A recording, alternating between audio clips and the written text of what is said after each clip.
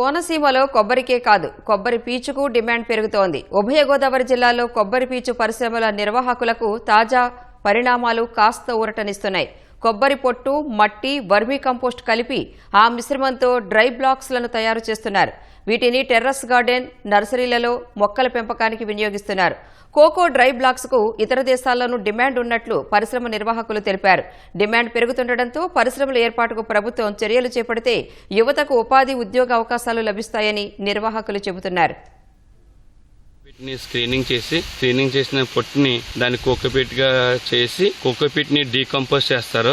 90 రోజులు వాటరింగ్ ఇచ్చి అందులో కొన్ని కెమికల్స్ లేయర్స్ కింద వేసి రోజు ఎవ్రీడే 2 times వాటరింగ్ చేసిన కోకోపీట్ ని ఒక 90 రోజులు ప్రాసెస్ చేసినప్పటికి అది కుళ్ళి డీకంపోస్ట్ గా తయారవుతుంది.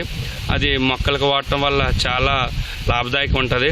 అంటే సాయిల్ లేకుండా కూడా గ్రో బ్యాగ్స్ లోని ఈ మొక్కల్ని పెంచి కుండీలో వేసుకుని గ్రో బ్యాగ్స్ ద్వారా కానీ కుండీలో కానీ వేసుకుని ఇండోర్ ప్లాంట్స్ గా కానీ పాలీ హౌస్ లో కానీ పెంచవచ్చు. కాయిర్ ఇండస్ట్రీస్ కన్నా వాల్యూ ఎడిషన్స్ డెవలప్ చేయాలని ఎంఎస్ఎంఈ క్లస్టర్స్ అని ఇలా యూనిట్లు ఒక 5 కోట్ల నుంచి 30 కోట్ల వరకు గ్రాంట్ కింద ఇచ్చి వీటిని అభివృద్ధి చేస్తున్నారు. ఈ ఫార్మర్ ప్రొడ్యూసర్ కంపెనీలో కొబ్బరి డొక్కల నుంచి పీచు, తర్వాత పొట్టు, తర్వాత లోయిసి కోకోపీట్, దాని నుంచి 5 కేజీల బ్రిక్ కూడా తయారు చేస్తున్నాం.